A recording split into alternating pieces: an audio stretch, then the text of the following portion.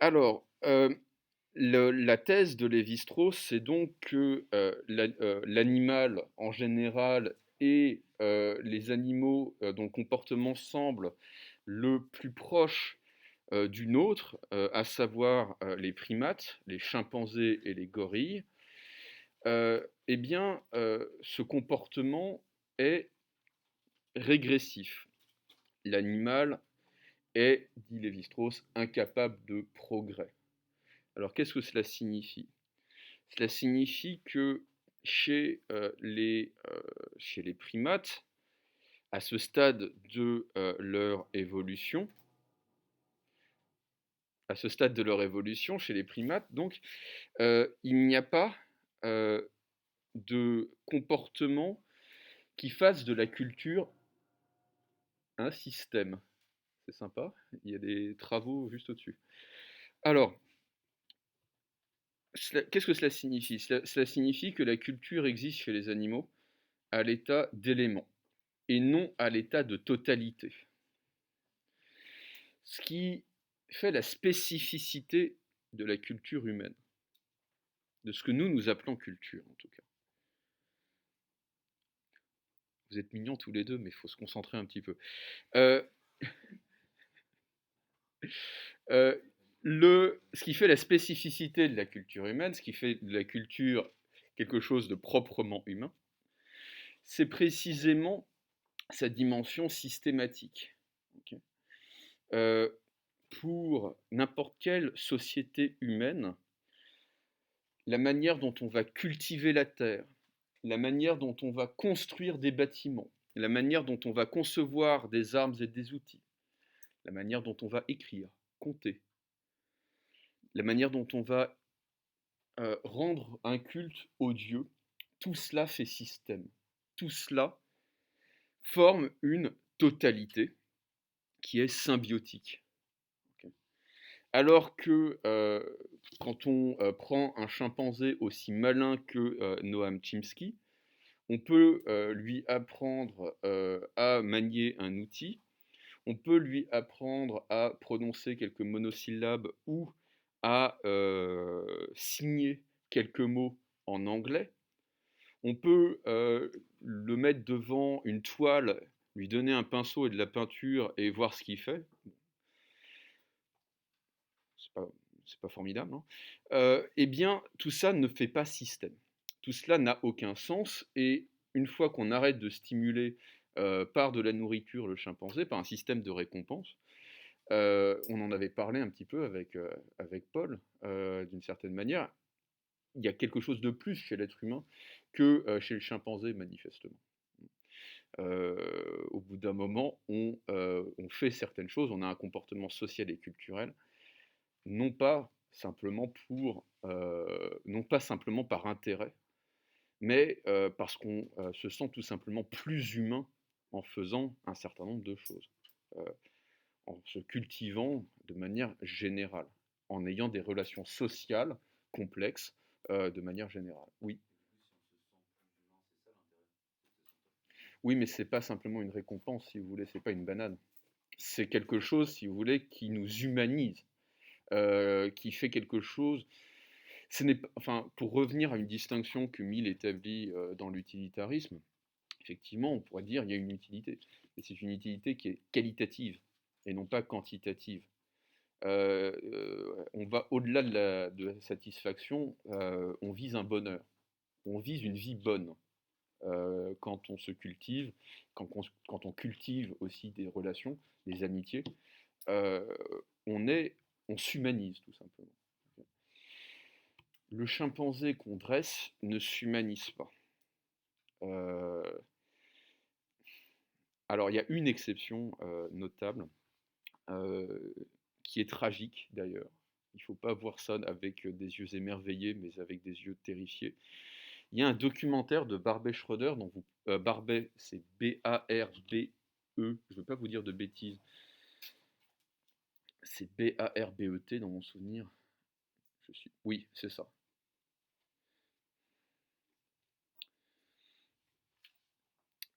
Il est suisse, né à Téhéran. Comme ça, comme quoi tout arrive. Et il a fait ses études en France. Voilà. Barbet Schroeder, c'est un cinéaste et il a réalisé en particulier un documentaire euh, sur un gorille, une gorille, je ne sais pas comment on dit un gorille femelle, sur une gorille qui s'appelle Coco et qui est véritablement l'exception qui confirme la règle, à plus d'un titre. Coco maîtrise vraiment très très bien la langue des signes anglaise, américaine. Elle signe un grand nombre de mots en anglais. Elle parvient à communiquer avec des gens qui sortent de son entourage immédiat. Autrement dit, au-delà des gens qui s'occupent d'elle dans la réserve où elle est, Coco est capable d'entretenir manifestement des relations d'amitié. Il y a notamment une scène du documentaire qui est très forte. Vous vous rappelez Robin Williams, c'est la voix du génie dans le dessin animé Aladdin. C'est un acteur comique qui fait des. Enfin voilà. Et Robin Williams va entretenir une relation d'amitié véritablement avec Coco. Il va lui parler par Skype, ou l'équivalent, je ne sais plus ce que c'était à l'époque sur Hotmail. Et Coco va le reconnaître. On a l'impression qu'à chaque fois, ils sont en train de reprendre une conversation qu'ils ont laissée il y a 3 ou 4 semaines. C'est assez fascinant de voir ça. Coco va adopter des chats et s'en occuper. Coco va vivre dans un bungalow et va être capable de faire le ménage. Vraiment des comportements qui nous rappellent, bah oui, nous rappellent le premier épisode de La planète des singes, avant que ça se mette à devenir violent. Euh, et là, on se dit, ah oui, quand même, c'est fascinant de voir ça. C'est-à-dire que il y a il y a plus d'humanité dans Coco que chez certains êtres humains. Coco fait des blagues aussi, mais ça, c'est pas propre à Coco. La plupart, enfin, beaucoup d'animaux font ça. Beaucoup de mammifères, en tout cas, font ça. Euh, Il y a un petit problème avec Coco, c'est qu'à chaque fois qu'on a essayé de la mettre sur le Tinder des gorilles, autrement dit, à chaque fois qu'on a essayé de l'accoupler avec un mâle de son espèce, le gorille mâle la renifle, sent qu'il y a quelque chose qui ne va pas, et essaye de lui arracher la tête. Comme si c'était, comme si c'était un être humain dans un costume de gorille. Autrement dit, on retrouve un petit peu ce que disait Lévi-Strauss à propos des enfants sauvages. À propos des enfants sauvages. Lévi-Strauss disait: les enfants sauvages ne sont pas sauvages, ce sont des monstruosités culturelles. Autrement dit, ils ne sont pas plus proches de la nature, ils sont plus loin de la société. On pourrait dire l'inverse à propos de Coco. Coco est une monstruosité naturelle. C'est une monstruosité naturelle, c'est-à-dire qu'elle n'est pas plus proche de la société, elle est simplement plus éloignée de sa nature. Elle est plus éloignée de sa nature. Euh, les animaux ne la reconnaissent pas enfin, les gorilles ne la reconnaissent pas comme une des leurs. Et bon, c'est très bien d'élever des chatons et de pouvoir parler en langage des signes avec des humains, mais je pense que c'est aussi une source de souffrance psychologique pour cette gorille, parce qu'elle ne sera jamais complètement humaine. C'est évident. C'est Ouais, d'une certaine manière, c'est Pinocchio. Mais Pinocchio, à mon avis, c'est plus une allégorie technologique qu'une allégorie sur la nature et sur la frontière animale-être humain. C'est plutôt le rapport machine-homme, mais il y a de ça, effectivement. Oui, Paul. Ça vit longtemps, ces bestioles. Hein. Il me semble aussi, mais je crois qu'elle a vécu une bonne soixantaine d'années. Hein. Le documentaire date de 78. 78, elle était déjà extraordinairement performante. Bah, pas vieille. Elle avait 7 ans. Alors en âge de gorille, je ne sais pas ce que ça fait. Elle est morte en 2018. Quand même. Et elle maîtrisait plus de 1000 signes différents. C'est-à-dire, à mon avis, un vocabulaire plus étendu que le Jamiroquai qui a fait irruption dans le Capitole avec ses cornes et son bonnet de poil. Voilà. Mais elle n'avait pas le droit de vote. Alors, je ferme cette parenthèse et j'en ouvre une autre tout de suite. Alors, transition, grand D.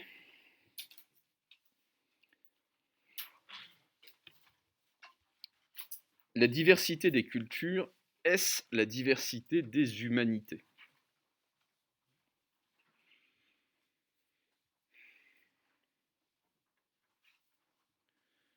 En fait, on va poser des éléments qui nous seront utiles dans la deuxième partie.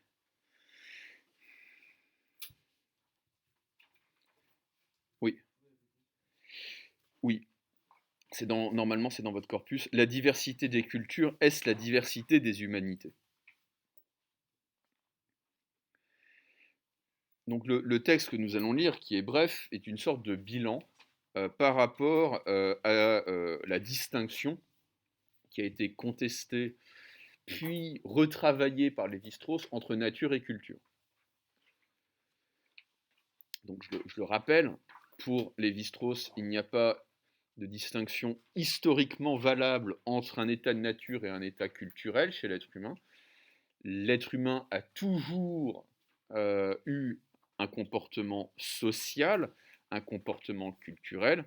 À partir du moment où il existe biologiquement, il existe aussi socialement. Okay. Ça ne veut pas dire que cette distinction n'a pas d'utilité. Son utilité fondamentale, c'est de fonder l'autonomie entre la biologie et la sociologie, entre les sciences humaines et les sciences de la nature qui concernent le vivant, et en particulier l'être humain. Okay. Quel est le sens de cette distinction maintenant du point de vue des sciences humaines, du point de vue de l'anthropologie? Je lis le texte. Partout où la règle se manifeste, nous savons avec certitude être à l'étage de la culture. Autrement dit, nous savons que nous sommes à l'étage de la culture. Symétriquement, il est aisé de reconnaître dans l'universel le critère de la nature. Car ce qui est constant chez nous, car ce qui est constant chez tous les hommes échappe nécessairement au domaine des coutumes, des techniques et des institutions par lesquelles leur groupe se différencie et s'y oppose.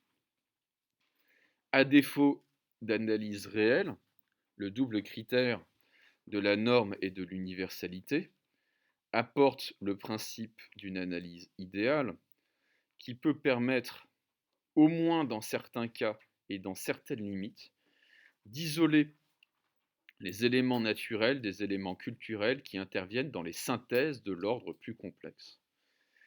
Posons donc que tout ce qui est universel chez l'homme relève de l'ordre de la nature et se caractérise par la spontanéité, que tout ce qui est astreint à une norme appartient à la culture et présente les attributs du relatif et du particulier.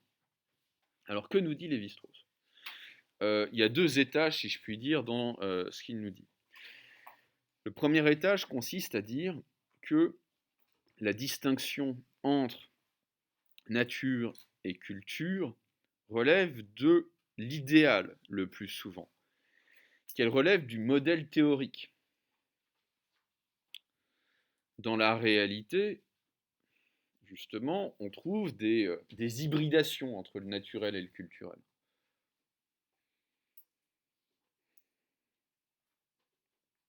Bien souvent, il est difficile de séparer ce qui est spontané de ce qui est réglé.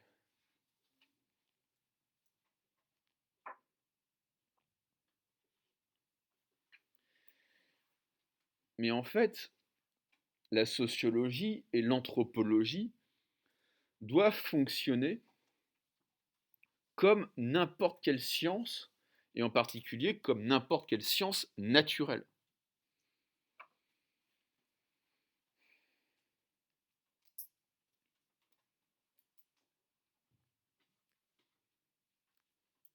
Prenons l'exemple de la physique. La physique, en marge de ses théories, élabore des modèles. Ces modèles sont des fictions. Ce sont des fictions. On sait très précisément que un atome, ça ne ressemble pas à un mini système solaire. Je crois que vous en avez déjà parlé de ça. Or, on va se représenter l'atome de cette manière-là, c'est-à-dire un électron qui tourne autour d'un noyau, parce qu'on a du mal à ne pas s'imaginer quelque chose qui, en réalité, échappe à l'image, est inimaginable. Or, c'est ça l'atome. L'atome est inimaginable. On ne peut pas se représenter un atome de manière correcte. Okay. C'est pareil pour la physique quantique. Vous avez tous entendu parler du chat de Schrödinger. Okay. Pour expliquer le principe d'indétermination entre position et énergie de la particule, Schrödinger avait expliqué, c'est d'une certaine manière comme si on était en face d'une boîte, à l'intérieur d'une boîte, à l'intérieur de la boîte, il y a un chat, et ce chat, tant qu'on n'a pas ouvert la boîte, on ne peut pas savoir si il est vivant ou mort. C'est comme si, tant qu'on n'avait pas ouvert la boîte, il était vivant et mort à la fois. Okay. Donc c'est pour expliquer que dans la physique quantique, le principe de contradiction, le principe de non-contradiction ne s'applique plus. Okay. Et que la présence de l'observateur va modifier d'une certaine manière le contenu de l'expérience. La science procède par approximation, par modèle, l'anthropologie aussi. La science de la nature procède par approximation et par modèle. La science de la culture doit faire la même chose. Et l'anthropologie est la science de la culture. Ça, c'est le premier étage de ce que dit Lévi-Strauss. Et Lévi-Strauss poursuit en disant, voilà, qu'appelle-t-on nature? On appelle nature ce qui est de l'ordre de l'universel dans le comportement humain.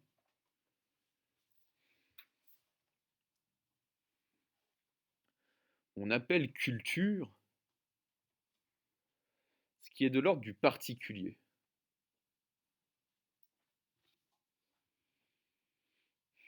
Partout où se manifeste l'universel, on a affaire à la nature humaine.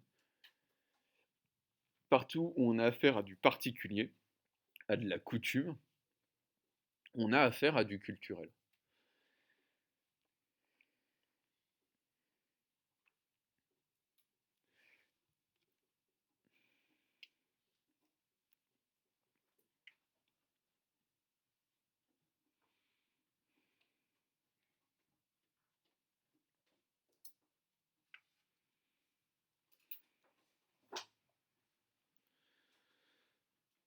Alors,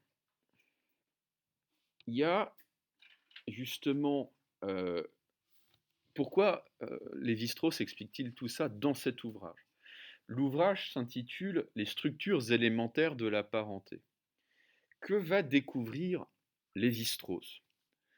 Lévi-Strauss va découvrir qu'il existe des invariants structurels dans la parenté.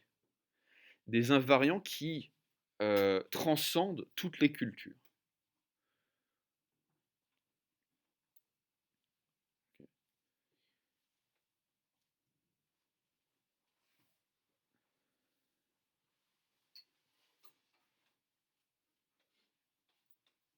Quels sont ces invariants?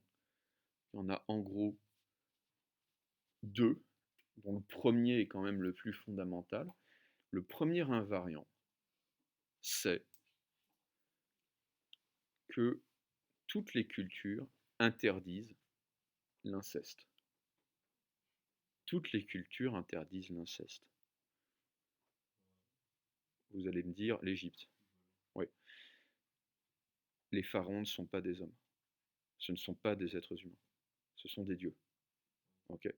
C'est précisément pourquoi l'inceste, en fait, est sacré dans les dynasties pharaoniques, parce que le pharaon, on va dire le roi pour simplifier, le roi est Osiris, la reine est Isis, Osiris et Isis étant frères et sœurs et mari et femme, bah voilà, hein, c'est Game of Thrones. Euh, et en Grèce en particulier, dans la mythologie grecque, les couples incestueux sont soit divins, soit monstrueux. C'est-à-dire que Zeus et Héra sont mari et femme et frères et sœurs, ok, et ce sont des dieux. Édipe et comment s'appelle-t-elle, Jocaste, il me semble, sont de simples mortels, et ça se finit très très mal pour tout le monde, en fait, cette monstruosité-là. Chacun a sa place d'une certaine manière. Le monstre est l'être humain qui cherche à devenir une bête ou cherche à devenir un dieu, et l'inceste est monstrueux de ce point de vue-là. Il est entre la divinité et la bestialité. Donc interdit de l'inceste. Et le deuxième invariant structurel, c'est l'exogamie. C'est le contraire de l'endogamie. Les alliances familiales puis politiques sont scellées par l'échange des femmes, l'échange des épouses.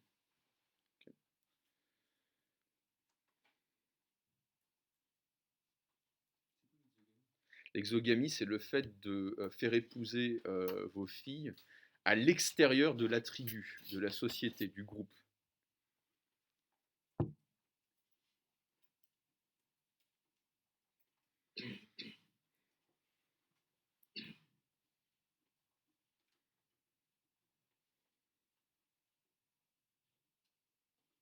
Voilà.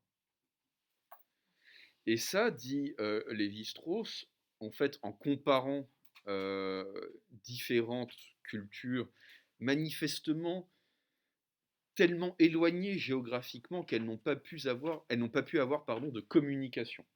Okay.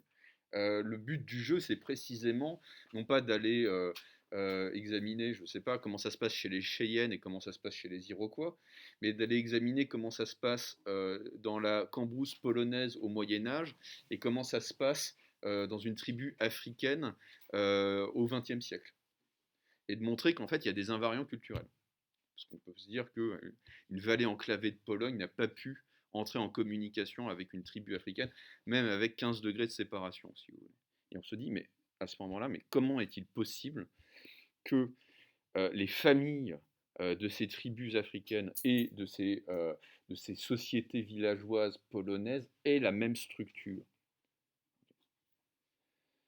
Et en fait, le fondement de la méthode de Lévi-Strauss, c'est ce qu'on appelle le structuralisme.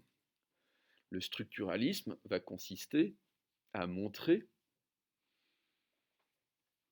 qu'en deçà de la variété d'éléments qui peuvent bouger, qui peuvent varier, être modifiés, la structure va rester la même.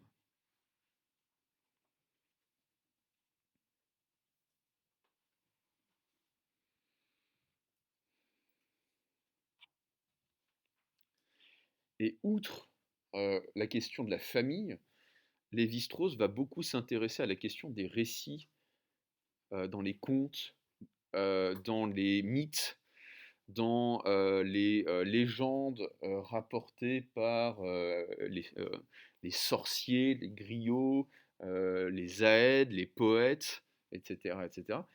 Et il va se rendre compte, c'est pas le seul, il y a beaucoup de Russes qui vont s'intéresser à cette question-là. euh, il va se rendre compte qu'il y a des invariants structurels dans beaucoup de récits mythiques.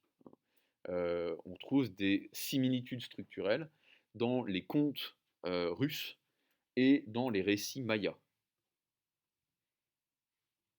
Alors là, on peut se dire, non, il n'y a pas eu de communication, hein. Même par la Sibérie, si vous voulez, même par le détroit de Bering, avant qu'un Russe aille foutre les pieds au Chili, il y a quand même du chemin, quoi. Il y a quand même du chemin à faire. Et ça explique aussi, tout le monde a vu Star Wars à peu près. Ok. Star Wars, en fait, le récit de Star Wars, quand on regarde, mais c'est un récit de chevalerie, si vous voulez, ultra classique, avec des éléments qu'on trouve dans toute la mythologie. Luke Skywalker qui reconnaît son père, si vous voulez, c'est du Édipe. On voit ça aussi dans les comédies de Molière. La comédie de Molière, souvent, le pivot, c'est je suis un jeune Godelureau sans un sou et je vais me rendre compte que mon papa est très riche, en fait. J'ai retrouvé mon père. Et ça, on le trouve dans énormément de récits. Ouais.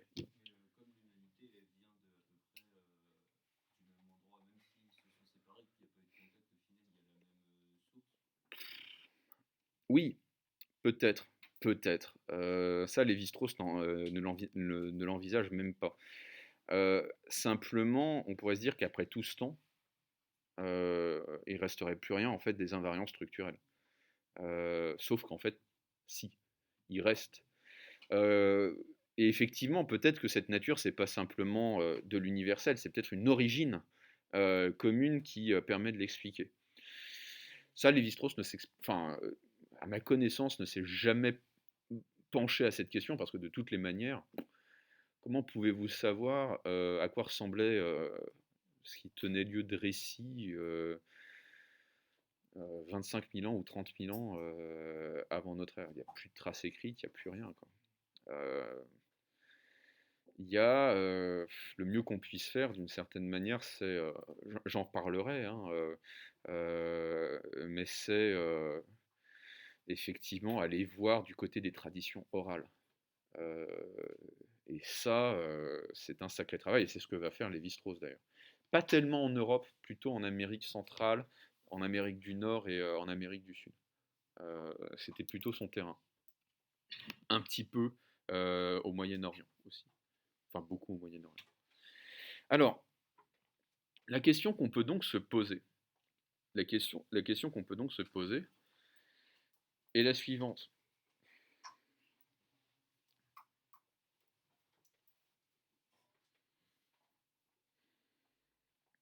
Si la nature humaine est de part en part culturelle,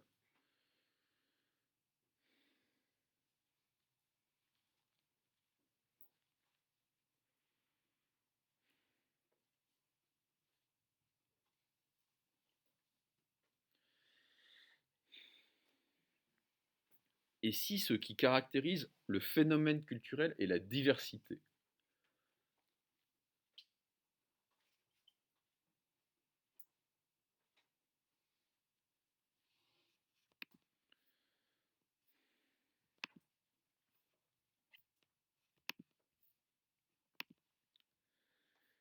alors ne faut-il pas en conclure à la diversité des humanités?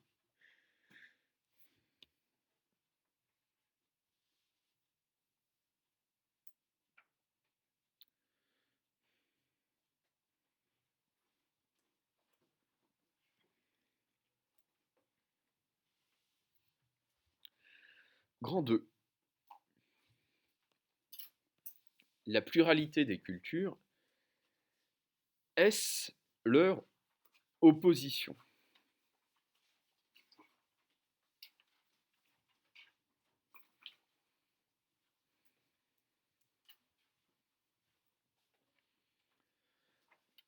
Grand A, problème.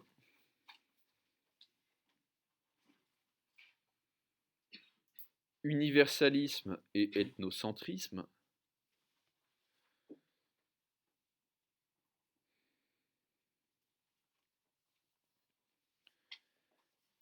Les paradoxes des racismes.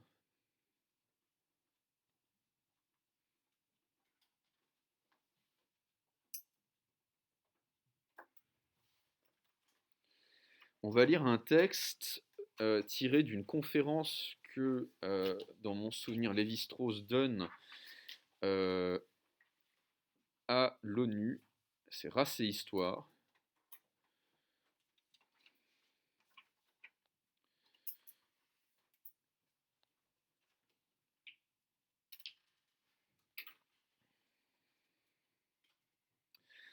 En fait, c'est une conférence qui va avoir un retentissement parce qu'elle va être utilisée par l'UNESCO dans les années 70 comme brochure pour combattre le racisme. Voilà.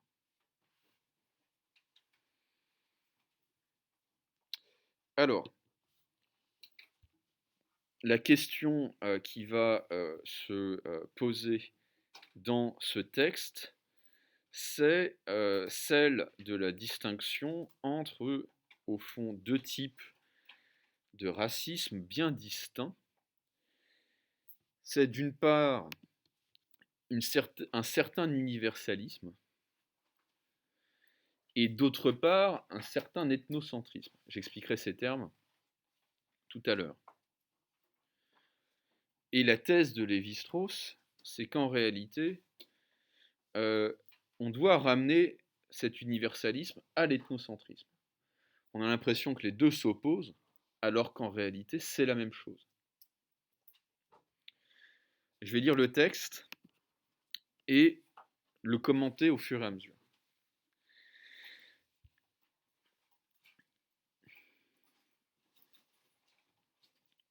Et pourtant, il semble que la diversité des cultures soit rarement apparue aux hommes pour ce qu'elle est, un phénomène naturel, résultant des apports directs ou indirects entre les sociétés. Ils y ont plutôt vu une sorte de monstruosité ou de scandale. Dans ces matières, le progrès n'a pas tellement consisté à dissiper cette illusion au profit d'une vue plus exacte, qu'à l'accepter ou à trouver le moyen de s'y résigner. Alors, j'attaque directement le commentaire. Que nous dit Lévi-Strauss? Alors ça, c'est une thèse qui mérite d'être explicitée. La thèse de Lévi-Strauss dans le premier paragraphe consiste à dire que la diversité des cultures est toujours apparue aux êtres humains comme un scandale d'ordre moral. Un scandale qui peut s'exprimer à la manière dont Obélix le fait de manière régulière. Ils sont fous, c'est. Vous avez tous lu un album d'Astérix.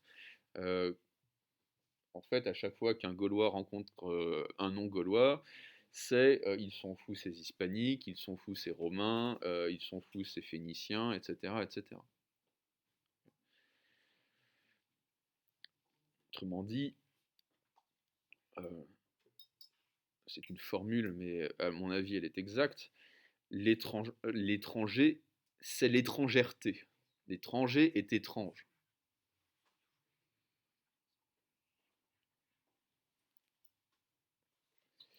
Or, dit Lévi-Strauss, la diversité des cultures est un phénomène naturel.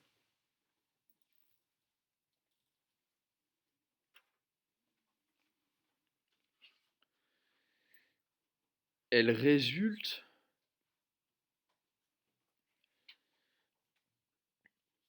des contacts entre les sociétés.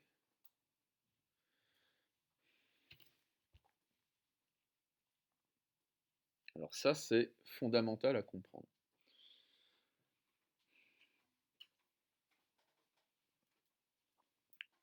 On pourrait penser que les échanges interculturels favorisent l'homogénéisation.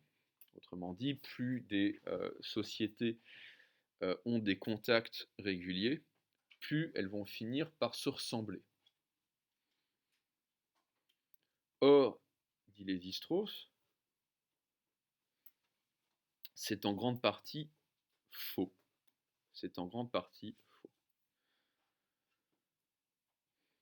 Certes, on va retrouver des éléments, mais qui vont toujours être transformés, qui vont toujours être réappropriés par la culture autochtone pour produire quelque chose de nouveau.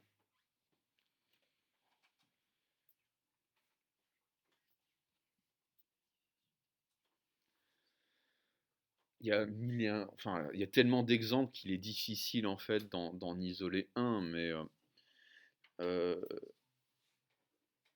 les contacts réguliers, par exemple, de Venise avec Constantinople, avec l'Orient, ça va produire une architecture absolument unique à Venise en fait. Les Vénitiens ne vont pas recopier ce qu'ils ont pu voir à Constantinople, ce qu'ils ont pu voir dans l'Empire ottoman, en Mongolie, en Chine, mais ils vont s'en inspirer pour produire quelque chose qui leur est propre, qui leur est unique. Pareil avec les, pareil avec les Génois, pareil avec, évidemment, avec les Romains. Euh, on a dit, ouais, les Romains, c'est des ploucs, ce sont des Chinois, ils ont tout copié sur les Grecs. De la même manière que les Chinois ont tendance, enfin, c'est vrai dans la tech comme c'est vrai dans l'architecture, ils ont eu tendance à tout copier sur l'Occident. Euh, les Romains étaient les ploucs de l'Antiquité. Sauf que quand on regarde, c'est fascinant, quand on regarde les visages de la statuaire romaine en particulier, c'est expressif, c'est réaliste, c'est beaucoup plus fin et détaillé que la sculpture grecque. Autrement dit, ils en ont fait quelque chose, ils ont mis ça à leur sauce, si vous voulez. Ils ont créé de la diversité à partir de l'imitation. Et plus les sociétés échangent, plus elles se diversifient. C'est la thèse de Lévi-Strauss, en fait. Elles ne s'homogénéisent pas, elles se pluralisent par les contacts.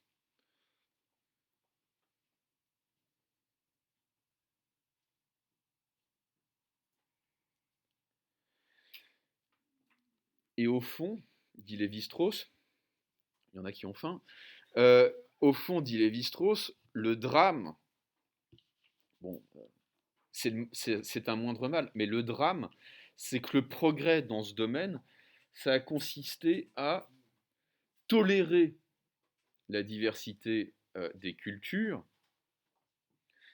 à s'y résigner plutôt qu'à l'accepter comme un phénomène naturel, un phénomène qui est mécanique en fait.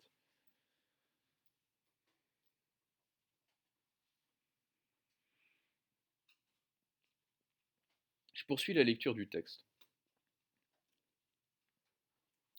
L'attitude la plus ancienne, et qui repose sans doute sur des fondements psychologiques solides, puisqu'elle tend à réapparaître chez chacun de nous quand nous sommes placés dans une situation inattendue, consiste à répudier purement et simplement les formes culturelles, morales, religieuses, sociales, esthétiques, qui sont les plus éloignées de celles auxquelles nous nous identifions. Habitude de sauvage, cela n'est pas de chez nous. On ne devrait pas permettre cela. Hein, ils sont fous, ces Romains. Autant de réactions grossières qui traduisent ce même frisson, cette même répulsion en présence de manières de vivre, de croire ou de penser qui nous sont étrangères. Ainsi, l'Antiquité confondait-elle tout ce qui ne participait pas de la culture grecque, puis gréco-romaine, sous le même nom de barbare. La civilisation occidentale a ensuite utilisé le terme de sauvage dans le même sens. Alors, que nous dit Lévi-Strauss ici?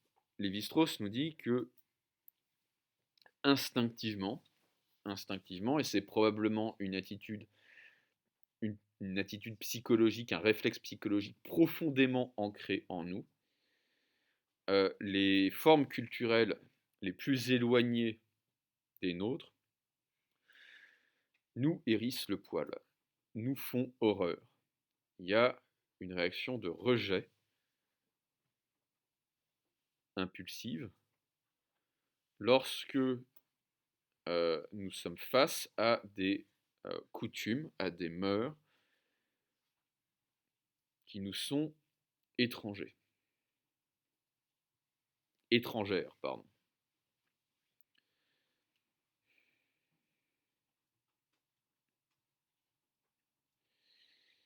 Alors, ce qui est intéressant ici, c'est que la diversité culturelle, et c'est le sous-texte de ce texte, la diversité culturelle, c'est-à-dire la diversité humaine, est tout de suite rapportée à la distinction entre l'homme et l'animal.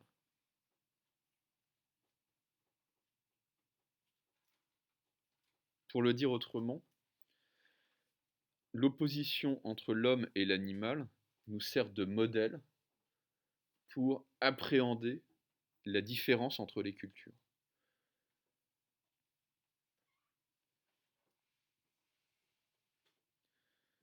Qu'est-ce que c'est qu'un barbare pour un grec? Un barbare, c'est littéralement un animal. Le terme barbare est une onomatopée, c'est-à-dire un mot qui ressemble à un son, et ça désigne ces peuples qui ne parlent pas grec, et comme on ne comprend pas leur langue, on se dit qu'ils n'en ont pas. Ils font barbare, barbare, barbare avec leur bouche. C'est littéralement ça, en fait, l'origine du mot barbare. Quant à sauvage, pour ceux qui ont fait un petit peu de latin ou qui font encore de l'espagnol, sauvage, c'est silva, c'est selva en espagnol, pour ceux qui ont vu Predator. Selva, c'est la jungle, c'est la forêt. Le sauvage, c'est la créature qui vit dans la forêt, autrement dit, c'est la bestiole. Comment on dit un étranger, un des termes pour dire étranger en anglais? On va revenir aux fondamentaux de la science-fiction, oui. Ouais, non. Plus brutal que ça. Non. Enfin, oui, c'est vrai, tout ça, c'est vrai. Mais il y a un terme auquel vous pensez pas. Sigourney Weaver, ça vous dit quelque chose? Sigourney Weaver, une actrice. Peut-être l'actrice la plus célèbre du cinéma d'action. Alien. Le terme alien, qui veut dire littéralement alienus, ça veut dire autre en latin. Alien, ça désigne l'étranger. Illegal aliens, c'est des étrangers en situation irrégulière. Et non pas des petits bonshommes verts qui se baladent au Nouveau-Mexique, si vous voulez. Un alien, c'est un étranger. Alors évidemment, c'est aussi une bestiole qui sort de votre poitrine à l'heure du dîner, hein, dans les films. Mais ça veut dire que il y a un imaginaire, il y a un imaginaire bestial, animal, pour penser la diversité culturelle. Au fond, l'être humain semble incapable de voir l'étranger comme un autre être humain, comme un alter, mais plutôt comme un alien, comme un animal. Ça explique un certain nombre de traits du racisme biologique, tel qu'il va s'exprimer au XIXe siècle.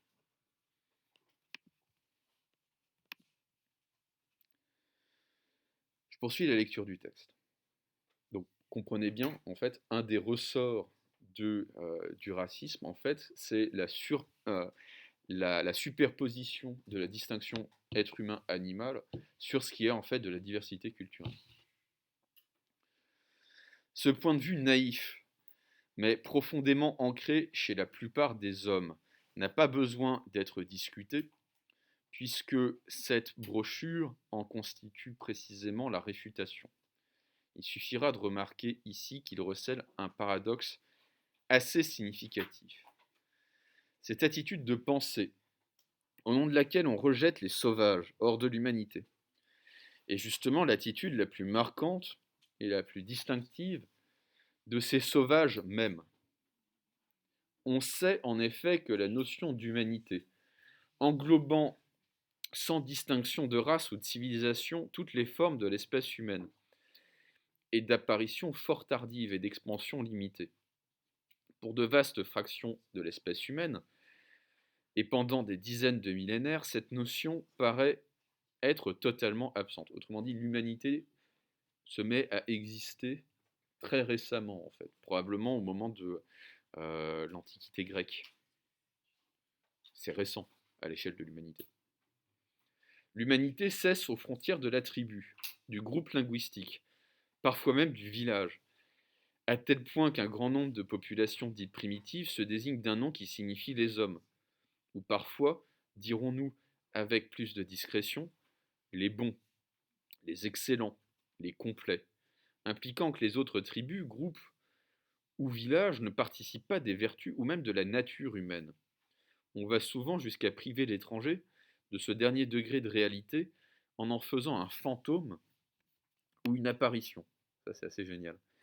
Ainsi se réalisent de curieuses situations où deux interlocuteurs se donnent cruellement la réplique. Dans les Grandes Antilles, quelques années après la découverte de l'Amérique, pendant que les Espagnols envoyaient des commissions d'enquête pour rechercher si les indigènes possédaient ou non une âme, généralement c'était après l'autopsie, ces derniers s'employaient à immerger des blancs prisonniers afin de vérifier par une surveillance prolongée, on est dans les Monty Python là, une surveillance prolongée si leur cadavre était ou non sujet à la putréfaction. Qu'est-ce que ça signifie? Qu'est-ce que ça signifie?